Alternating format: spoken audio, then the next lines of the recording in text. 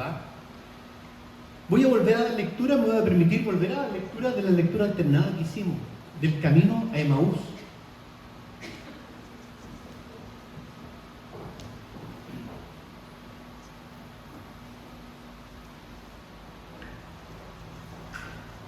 Lucas 24, del 13 al 35, voy a leerlo nuevamente.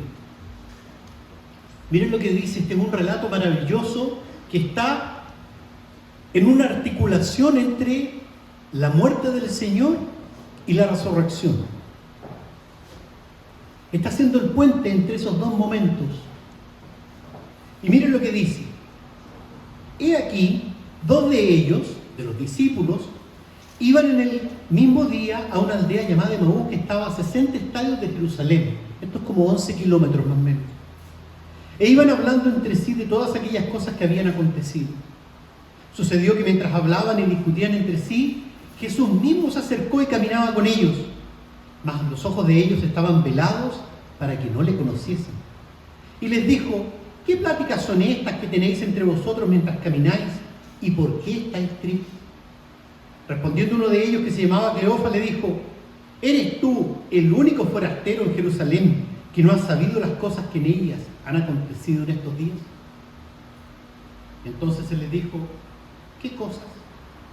Entonces ellos le dijeron: de Jesús Nazareno, que fue varón profeta, poderoso en obra y en palabra delante de Dios y de todo el pueblo, y de cómo le entregaron los principales sacerdotes y nuestros gobernantes a sentencia de muerte y le crucificaron.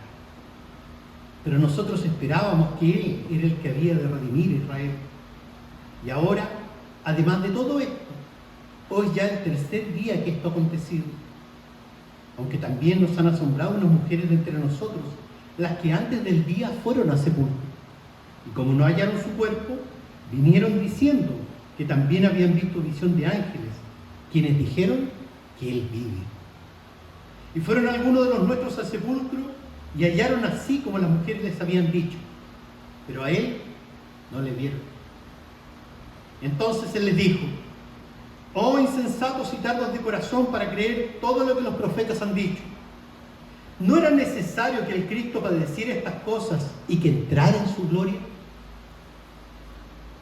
Y comenzando desde Moisés y siguiendo por todos los profetas, les declaraba en todas las escrituras lo que de Él decían. Llegaron a la aldea donde iban y Él hizo como que iba más lejos. Mas ellos le obligaron a quedarse diciendo: quédate con nosotros porque se hace tarde y el día ya ha declinado. Entró pues a quedarse con ellos. Y aconteció que estando sentado con ellos a la mesa, tomó el pan y lo bendijo, y lo partió y les dio.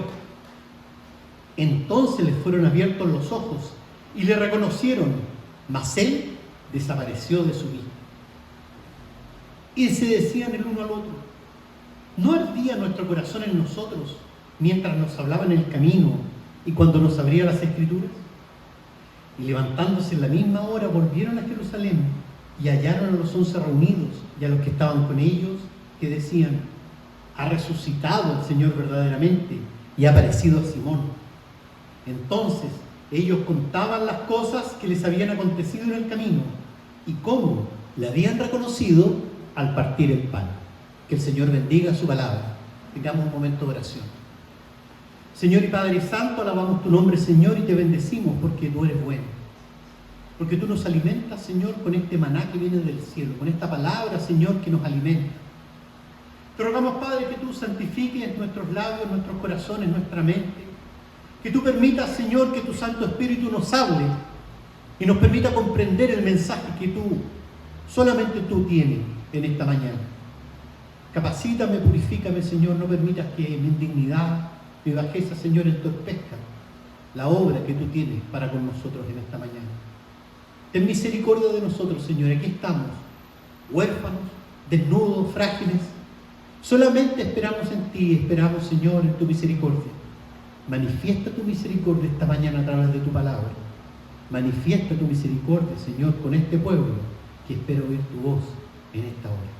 Gracias, Padre, por este tiempo. Bendícenos por Cristo Jesús, te lo rogamos. Amén.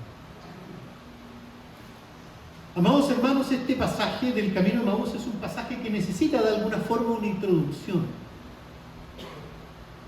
Dice que dos de ellos iban en el camino, dos discípulos del Señor iban en el camino. Y yo les quiero que podamos considerar un poco, no solamente los pasajes inmediatamente anteriores a este de Lucas 24, sino considerar la totalidad del Evangelio. Fíjense que la ambición. Consideremos la totalidad del Evangelio. Estos discípulos habían seguido al Señor. Estos discípulos habían estado con Él, habían visto su ministerio. Habían caminado junto con el Señor. Por lo tanto, estos discípulos habían sido testigos ya desde el bautismo del Señor por parte de Juan el Bautista, cómo el mismo Dios se manifestaba y proclamaba: este es mi Hijo amado, en el cual tengo complacencia. Y habían visto cómo el ministerio del Señor Jesucristo se inauguraba y se desarrollaba en Galilea, en Capernaum, en Jerusalén.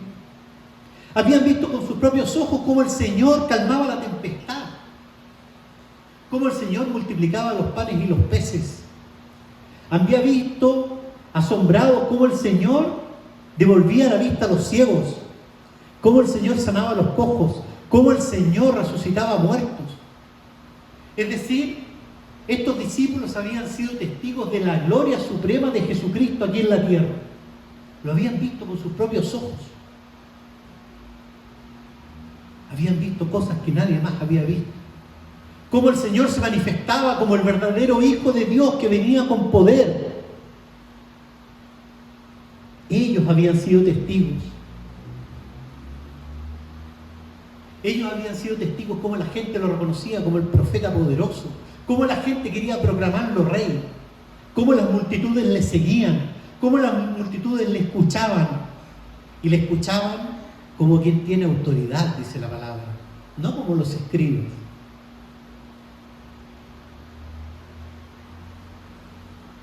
Y habían seguido con el Señor así permanentemente, hasta que finalmente en este camino el Señor Jesucristo llega a su hora y se manifiesta a Jerusalén. Y entra a Jerusalén triunfante. Entra a Jerusalén en un pollino, aclamado como rey. Hosana, bendito el que viene en el nombre del Señor. Y el Señor entra como rey a Jerusalén. Y entra con autoridad y poder a Jerusalén. Tanto así que el Señor purifica el templo. Al fin, después de todos estos años de incomprensión, de oscuridad, todos estos años de marginalidad, el Señor se manifiesta como el Rey verdadero y entra a Jerusalén como el Rey prometido, como el Mesías prometido. Y entonces estos hombres y mujeres que lo han seguido y han visto su poder y gloria dicen: ha llegado la hora del Rey de Israel. Ha llegado la hora del Mesías prometido. Ha llegado el Mesías que viene a rescatarnos. Ha llegado el Mesías que viene a instaurar el reino de David, nuestro Padre. Ha llegado el profeta prometido por Moisés. Aquel profeta que conoció a Dios cara a cara. Ha llegado la hora de la coronación suprema de Jesucristo. Ha llegado la hora de la restitución de Israel, del reino de Israel, físico, geográfico, político, militar. Ha llegado nuestra hora. Tan convencidos estaban de esto los discípulos, tan persuadidos estaban de todo esto los discípulos, que aún hubo algunos discípulos que le pidieron asientos al Señor. Señor, cuando vengas en tu reino, que nos sentemos, yo a la derecha y yo a la izquierda. Se estaban disputando ya el reinado de Israel. Este es el Mesías que esperábamos. Este es el Mesías que espera el pueblo. Sin embargo, el Señor se los lleva a Getsemaní. Ellos que estaban proclamando la llegada de este reino, de esta expectativa, son conducidos por el Señor, como muchas otras veces dice la palabra, que Él permanentemente iba a Getsemaní, pero esta vez es distinto. Esta vez es distinto. El Señor siempre iba a orar a Getsemaní, Pero esta vez el Señor está con lágrimas de sangre. Cae en tierra, angustiado, adolorido, afligido. Este mismo que recién había entrado como un rey a Jerusalén, está rostro en tierra, pidiendo al Señor que si es posible pase de él esa copa de dolor, de sufrimiento, de angustia. De un momento a otro, como el argumento de una película, cambia totalmente. Y este Mesías poderoso que entra a Jerusalén está de rodillas pidiendo al Señor que pase de él esta copa. Y la copa no pasa. Y llegan a arrestarlo. Y no solamente llegan a arrestarlo, sino que se lo llevan detenido y es torturado y es interrogado y es condenado. Los discípulos se dispersan y es crucificado.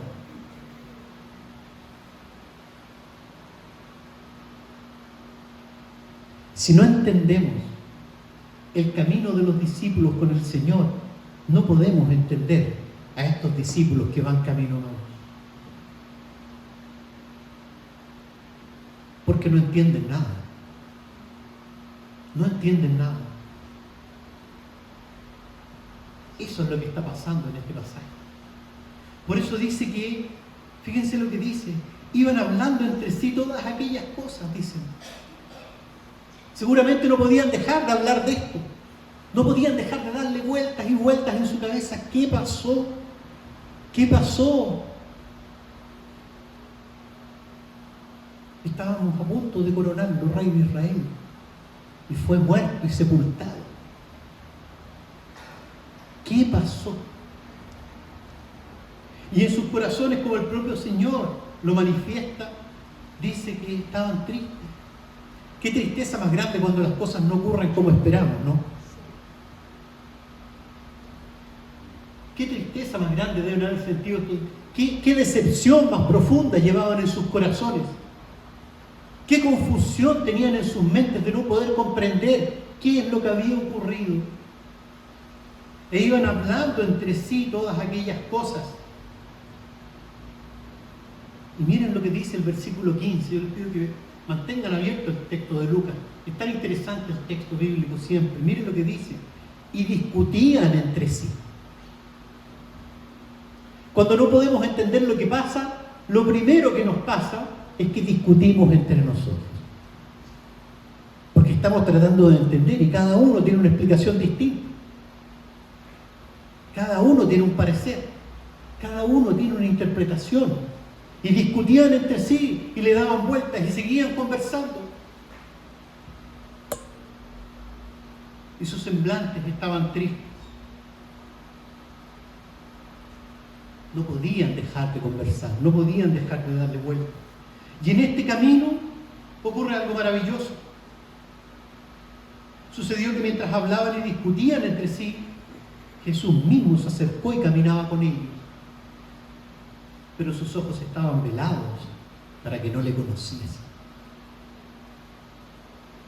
No lograban identificar al Señor Jesucristo. Y no lograban identificar al Señor Jesucristo por un motivo muy simple, porque no habían comprendido aún la Escritura. Porque solamente podemos llegar a Jesucristo a través de la Escritura.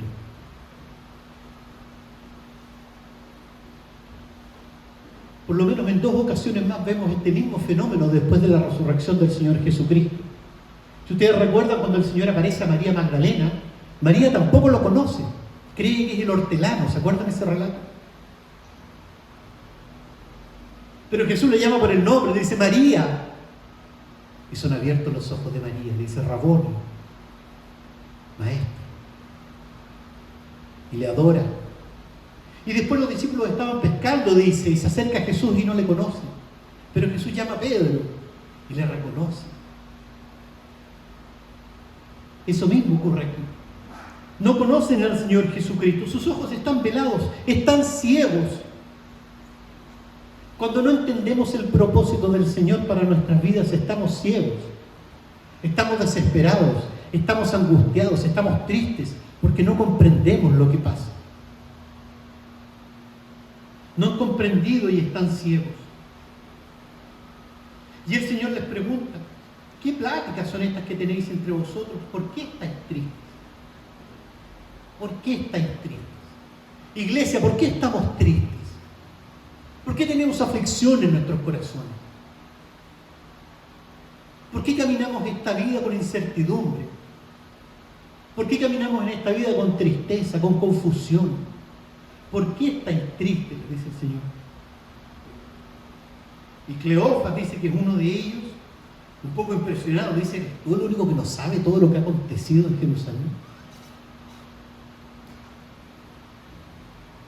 Esto que fue manifiesto, que fue crucificado, Jesucristo. ¿Eres tú el único que no sabe lo que ha acontecido?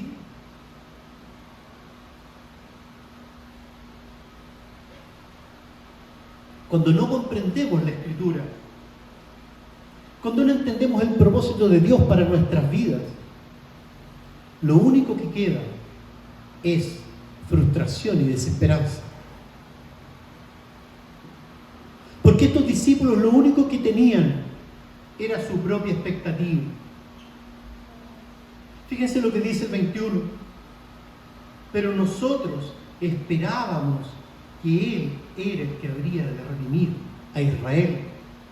Y ahora, además de todo esto, hoy ya es tercer día que esto ha acontecido. O sea, no solamente fue muerto, sino que ya, y eso es lo que está manifestando, su cuerpo está en estado de pudrición. Ya no hay esperanza. Todas nuestras esperanzas se han derrumbado.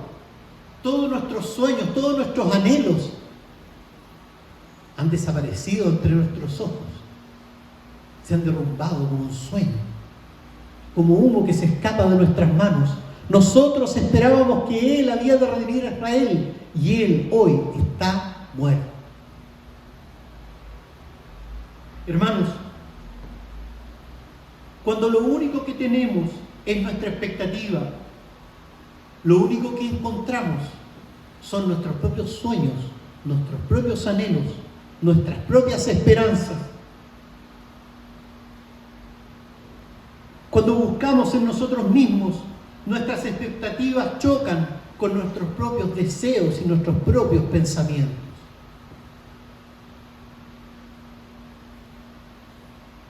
Y hoy día el pastor nos recordaba en la clase de esta mañana que somos personas porque tenemos sentimientos, porque tenemos voluntad, porque tenemos pensamientos, ¿verdad?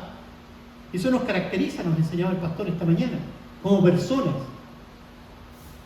Pero tenemos un problema. Y el problema es que después de haber pecado, todos nuestros deseos, nuestros pensamientos, nuestras emociones, nuestra voluntad, todo está teñido por el pecado. Por lo tanto, cuando nosotros seguimos nuestros propios anhelos, cuando nosotros buscamos nuestras propias expectativas, lo que estamos haciendo es poner delante de nosotros nuestro propio pecado. Porque ponemos nuestro propio corazón por Dios. Porque nuevamente caemos frente a la seducción de la serpiente que dice: seréis como dioses. Sigue tus propios anhelos. Sigue tus propias esperanzas. Sigue tus propias interpretaciones del mundo y de la vida.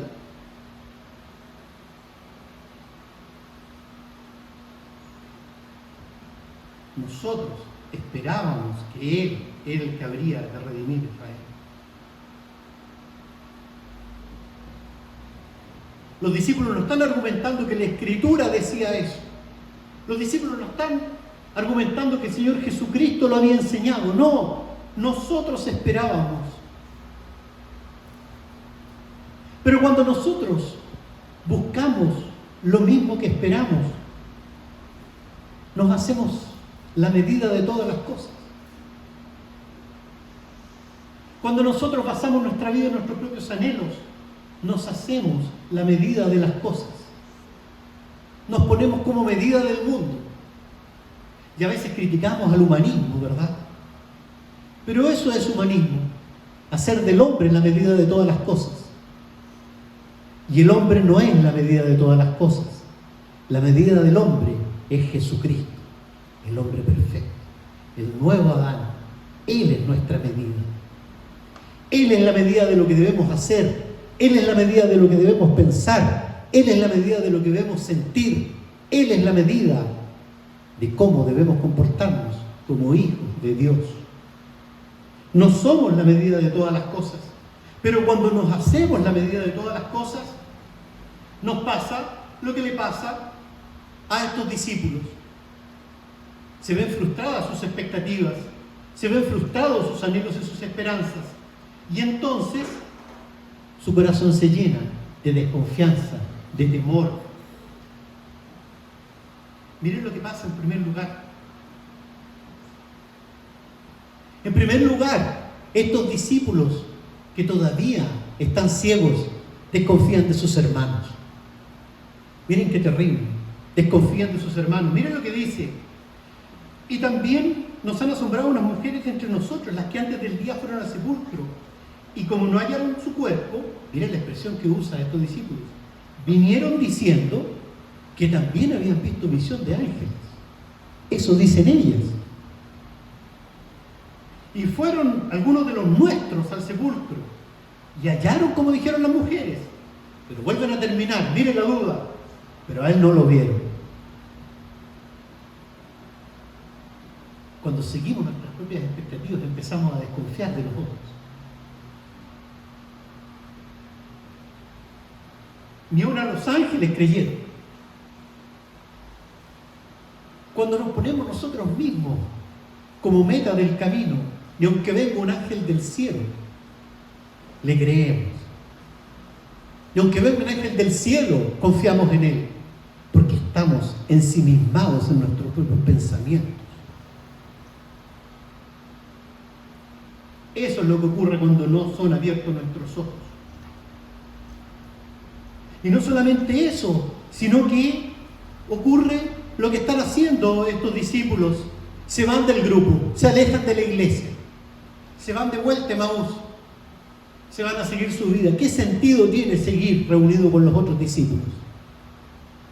¿Qué sentido tiene seguir siendo iglesia, seguir construyendo iglesia, si el Señor ha muerto? Como dice después el apóstol Pablo, si Cristo no resucitó, vana es nuestra fe. Si nuestras esperanzas más profundas se ven frustradas, ¿para qué seguir haciendo iglesia? Y se alejan y se van solos por el camino. Y peor aún, y lo más grave, cuando perseguimos nuestros propios sueños y anhelos, entonces, y repito, es lo más grave que le pasa a estos discípulos. Entonces, este Cristo sufriente, este Cristo que entrega su vida, este Cristo que es torturado, azotado, este Cristo que es condenado, este Cristo que nos invita a una vida de sufrimiento, de sacrificio, este Cristo no es el Cristo que a mí me sirve. No es el Cristo que yo espero.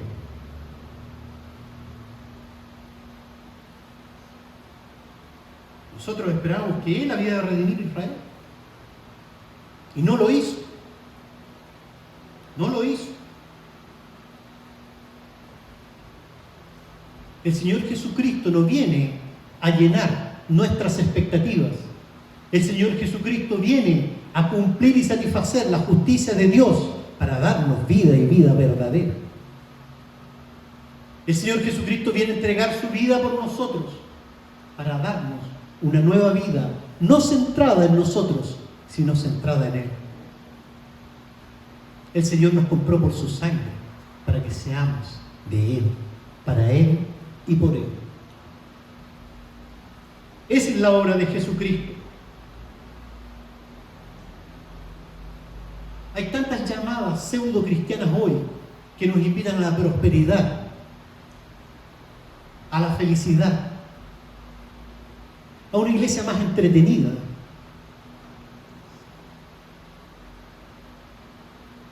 A un evangelio que nos dé prosperidad económica, que nos libre de enfermedad, que nos libre de conflictos en la familia. ¿Es eso el evangelio de Jesucristo? Ese es el ejemplo de Jesucristo.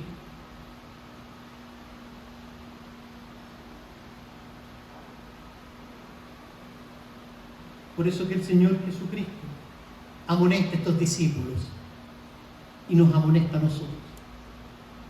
Oh insensatos y tardos de corazón. Oh insensatos y tardos de corazón para creer todo lo que los profetas han dicho. Hermanos, las respuestas están en la Escritura. Todas las respuestas están en la Escritura. Insensatos y tardos de corazón que buscamos respuestas fuera de la Escritura. Insensatos y tardos de corazón cuando tratamos de buscar respuestas más allá de Jesucristo. Jesucristo es el camino, la verdad y la vida. ¿No era necesario que el Cristo padeciera estas cosas y que entrara en su gloria? 2 veces en el Evangelio de Lucas, capítulo 9 y capítulo 18, el Señor había anunciado su muerte. El Señor les había dicho que era necesario que el Hijo del Hombre fuera entregado en manos de pecadores, que tenía que morir y que tenía que resucitar. Pero estos hombres estaban tan absortos en lo que ellos mismos creían y pensaban que aún desconocían y olvidaban las propias palabras de Jesucristo. Era necesario que el Hijo del Hombre fuera entregado y que entregara su vida en rescate por muchos. El Señor Jesucristo había anunciado claramente su muerte y resurrección, pero ellos todavía estaban con sus ojos velados. Todavía no habían entendido la Escritura. Todavía no habían comprendido que era necesario que el Cristo padeciera estas cosas, porque sus ojos estaban cerrados. Porque todavía el Espíritu Santo no había abierto en ellos la comprensión maravillosa que solamente el Espíritu Santo pone en nosotros para comprender el verdadero sentido de la Escritura que nos lleva a Jesucristo. Por eso el Señor Jesucristo, después que les amonesta, les dice claramente, y comenzando desde Moisés y siguiendo por todos los profetas, les declaraba en todas las Escrituras lo que de Él decía. ¿No era necesario? ¿No era esto lo que había acontecido claramente, tal cual estaba declarado en todas las Escrituras? ¿No era que toda la ley y los profetas llevaban a Jesucristo de manera perfecta? Hermanos, lo reitero, no hay otra forma de llegar a Jesucristo si no hace a través de la Escritura. La Escritura es el camino perfecto hacia Jesucristo. Por eso que el Señor no les trata de convencer. El Señor no se manifiesta y les muestra que Él es. Porque aunque Él se hubiese aparecido físicamente en ese minuto delante de ellos, si ellos primero no comprendían la Escritura, no le iban a reconocer. Solamente a través de la Escritura podemos reconocer al Señor. La Escritura nos muestra a Jesucristo. Queremos una iglesia de felicidad, de alegría permanente. Queremos una iglesia sin enfermedad ni dolor. Pero la Escritura dice claramente, en el mundo tendréis aflicciones. Pero confiad, yo he vencido al mundo. ¿Por qué esperamos no tener aflicciones entonces? La Escritura dice claramente, andará andando y llorando el que lleva la preciosa semilla, mas volverá a venir con regocijo, trayendo sus gavillas, y andando y llorando el que lleva la preciosa semilla. ¿Por qué esperamos entonces que la iglesia esté ausente de problemas? ¿Por qué esperamos que este sea un camino de rosas? Porque desconocemos la Escritura. Porque buscamos lo que queremos y no lo que está prometido. Porque buscamos nuestros deseos y anhelos y no las promesas que están contenidas en la palabra de Dios para nosotros. Él es el cumplimiento de la Escritura Todo se cumple en Jesucristo.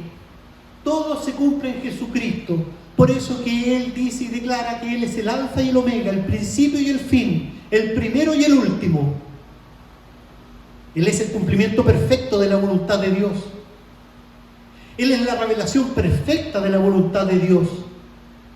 Si usted quiere saber cuál es el propósito de Dios para su vida, tiene que conocer a Jesucristo.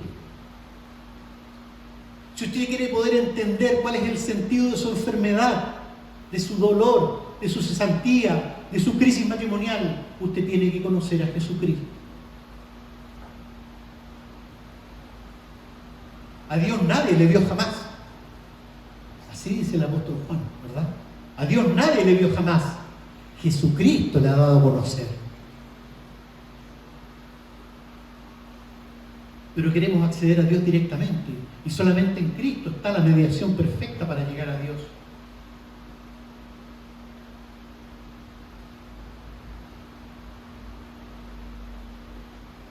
Pero acontece que el Señor viene a nosotros, a nuestro encuentro.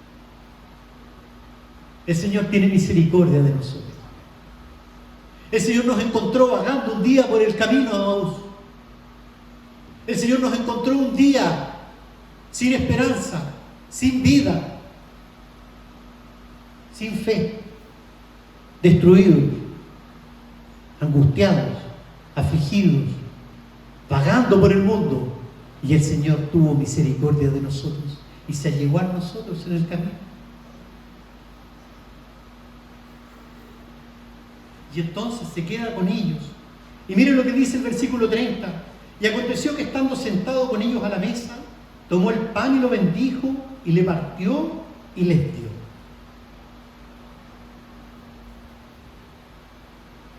Cuando el Señor declara la verdadera Escritura, cuando el Señor parte el pan con nosotros, es decir, cuando el Señor se manifiesta espiritualmente en nosotros, entonces pasa algo maravilloso que dice el versículo 31. Cuando Él partió el pan, cuando Él lo compartió, cuando Él bendijo los elementos, entonces fueron abiertos los ojos de ellos. Hermanos míos, cuando partimos el pan, entonces Jesucristo se manifiesta en nosotros. Eso es esta mesa que está aquí, delante de nosotros.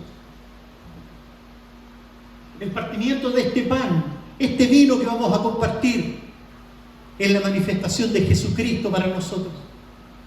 Cuando compartimos este pan, cuando son abiertas las Escrituras con nosotros, entonces son abiertos nuestros ojos y comprendemos verdaderamente. Comprendemos el sentido espiritual de lo que nos ocurre. Comprendemos el sentido espiritual del propósito de Dios para nuestras vidas. Jesucristo está presente en esta mesa. Jesucristo está presente para nosotros. Jesucristo está presente en su palabra, en los elementos. Por eso es que nosotros decimos que la predicación de la palabra, el compartir el pan, son medios de gracia para nosotros, porque en ellos Cristo se manifiesta verdaderamente a su pueblo, porque en ellos podemos reconocer a nuestro Salvador. Y son abiertos nuestros ojos, dejamos de ser ciegos. Entonces fueron abiertos los ojos y le reconocieron. Entonces son abiertos los ojos y le reconocemos. Entonces llega a nosotros una claridad que no teníamos. Entonces llega a nosotros una esperanza que no teníamos. Entonces nuestro corazón se llena de un valor que no teníamos.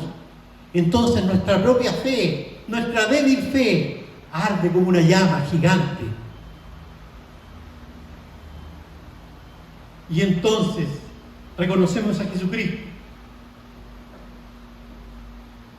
Y cuando lo reconocemos, entonces pasan cosas maravillosas en nosotros.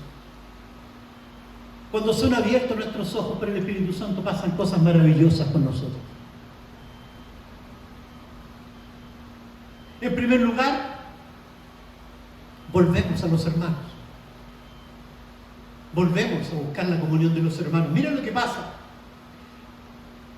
El 33.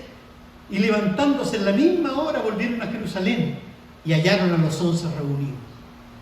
Cuando comprendemos verdaderamente el propósito de Dios para nuestras vidas, entonces inmediatamente volvemos a la comunión de los hermanos, porque entendemos el verdadero propósito y sentido de estar en comunión, partiendo el pan juntos, escuchando y meditando la palabra del Señor juntos. Volvemos a la comunión. Levantándose en la misma hora, rápido, ¿verdad? Eso es lo que quiere decir. Se levantan al instante y van a Jerusalén y vuelven con sus hermanos y dan testimonio delante de sus hermanos de todo lo que el Señor había hecho con ellos. Entonces ellos contaban todas las cosas que les habían acontecido en el camino y cómo la habían reconocido al partir el pan. Venimos a la iglesia a compartir el testimonio de cómo el Señor nos ha sacado del camino de sombra y de muerte, de cómo el Señor ha abierto nuestros ojos, de cómo el Señor nos ha sacado de donde estábamos, de cómo el Señor nos ha llevado de muerte a vida. Ese es el testimonio que venimos a dar entre los hermanos. Por lo tanto, lo primero que hacemos cuando reconocemos al Señor es volver a la comunión de los santos, es volver al seno de la iglesia. En segundo lugar, y es lo que le ocurre a estos discípulos, cuando son abiertos nuestros ojos, entonces todo cobra sentido. Entonces todo cobra sentido. Es verdad, cuando estamos en el valle de sombra y de muerte, qué difícil es encontrar el sentido de las cosas.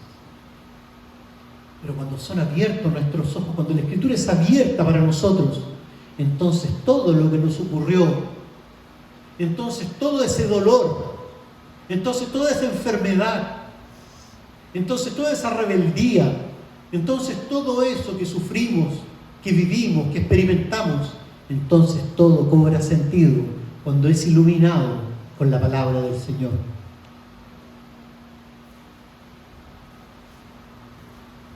Y cuando todo cobra sentido en nuestra mente y nuestro corazón descansa, entonces todas las piezas calzan en el propósito de Dios, porque la voluntad de Dios para nosotros es santa, agradable y perfecta. Qué difícil es declarar esto cuando estamos en la prueba. Qué difícil declarar esto cuando estamos débiles en la fe. Qué difícil declararlo cuando estamos en tentación. Pero debemos recordar a la luz de la Escritura que la voluntad de Dios para nosotros es santa, agradable y perfecta. Que el Señor tiene planes y propósitos para nosotros y son propósitos de bien. Cuando entendemos la Escritura y son abiertos nuestros ojos en la comunión maravillosa de Jesucristo, todo cobra sentido. Y finalmente, en tercer lugar, y esto es algo que todos los que hemos estado lejos del Señor, todos los que hemos tenido una crisis de fe, todos los que hemos tenido que enfrentar un dolor, una partida, una enfermedad, para todos ha sido un momento de aflicción. Pero cuando nosotros entendemos, cuando nosotros comprendemos verdaderamente, nos damos cuenta de algo maravilloso que estos discípulos se dan cuenta. Y es que el Señor siempre estuvo con nosotros. El Señor siempre estuvo con nosotros. Gloria sea al Señor de que siempre estuvo con nosotros. Porque si el Señor no hubiera estado con nosotros, no estaríamos aquí. Porque si de nosotros hubiéramos dependido, no estaríamos hoy en el Evangelio de Jesucristo. El Señor siempre estuvo con nosotros. Y eso es lo que ellos son capaces de darse cuenta. No ardía en nosotros, nuestro corazón en nosotros, mientras nos hablaba en el camino y cuando nos abría la Escritura. No es eso de lo cual nos damos cuenta ahora que miramos hacia atrás y vemos ese camino de oscuridad que tuvimos que pasar. No nos damos cuenta hoy de que el Señor siempre estuvo con nosotros. Esa es la bendición de Jesucristo. Jesucristo está con nosotros y esa es la promesa que hizo, que estará con nosotros todos los días hasta el fin del mundo. He aquí yo estoy con vosotros todos los días. Que esa sea la palabra del Señor que resuene en nuestras mentes y en nuestros corazones. He aquí yo estoy con vosotros todos los días hasta el fin del mundo. Cuando nuestros ojos son abiertos, cuando el Espíritu Santo cambia nuestros corazones de piedra por un corazón de carne, somos capaces de reconocer, somos capaces de testimoniar, somos capaces de glorificar a Dios, porque Jesucristo está con nosotros todos los días hasta el fin del mundo. Porque aunque ande en valle de sombra y de muerte, tú estarás conmigo. El Señor va a estar con nosotros.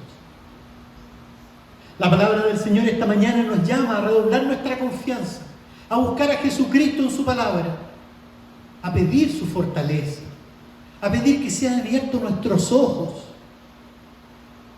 que el Espíritu Santo siga actuando en nosotros para que nos aferremos a Jesucristo.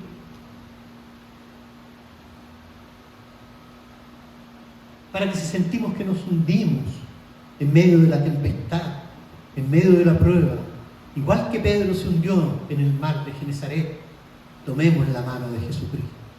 Él está ahí, Él está todos los días de nuestra vida ahí. Tomemos la mano de Jesucristo. No hay de quién más afirmarse. Señor, ¿a quién iremos? ¿A quién iremos? ¿A quién va a ir usted, hermano? ¿Dónde va a depositar su confianza? Solamente en Jesucristo. Él es la roca que es más alta que nosotros mismos. Él es la roca que es más alta que nuestros problemas. Él es la roca que es más alta que nuestros pensamientos. Él es la roca en la cual descansa la salvación eterna de nuestras almas. Eso, esa confianza, esa presencia de Jesucristo en nosotros y en la iglesia, eso es lo que estamos invitados hoy a celebrar alrededor de la Santa Cena. Quiere el Señor preparar nuestros corazones para participar juntos en esta cena, para que esta cena permita que nuestros ojos sean abiertos y veamos a Jesucristo en esta congregación. Y veamos la imagen de Dios en nuestros hermanos, porque cada uno de nosotros porta la imagen de Dios, porque somos hechura suya, porque fuimos creados a imagen de Dios y venimos a la iglesia a contemplar esa imagen de Dios en nuestros hermanos. Esa es la cena que compartimos juntos. Esa es la invitación que la iglesia hace hoy. Que nuestros corazones ardan con el fuego del Espíritu cuando llegamos de rodillas a la mesa del Señor y glorifiquemos al Señor Jesucristo por esta salvación que Él nos ofrece hoy, por esta compañía que Él nos promete hoy, por esta presencia que hoy estará todos los días hasta el fin del mundo. Que el Señor nos bendiga. Oremos. Señor y Padre Santo, te alabamos, Señor, y te bendecimos porque tú estás, Señor, en nuestro camino. Te rogamos, Padre, que tú permitas que estén abiertos nuestros ojos a ti, Señor. Ábralos tú, Señor, con tu Santo Espíritu. Perfecciónanos, Señor. Enséñanos, Padre, cada paso de este camino. Te rogamos, Padre, que tú bendigas a esta iglesia, Señor, a la iglesia de San Fernando. Santifícala, Señor. Perfecciónala. Dale una doble porción de tu Espíritu Santo, Señor, para que esta iglesia pueda alzar el testimonio de Jesucristo. Para que esta iglesia, Señor, sea una luz puesta en esta ciudad. Para que esta iglesia sea un faro, Señor, entre las naciones. Perfecciónanos, Señor. Perfecciónanos. Ilumínanos con tu luz, Señor. Condúcenos a Jesucristo, tu único Hijo. Porque solo en Él declaramos que hay luz, que hay esperanza, que hay vida. Gracias, Padre, por este tiempo. Permite, Señor, que esta palabra dé su fruto. No permita, Señor, que los afanes del mundo, que las preocupaciones, Señor, que el pecado de Satanás roben esta semilla que tú has puesto en nosotros.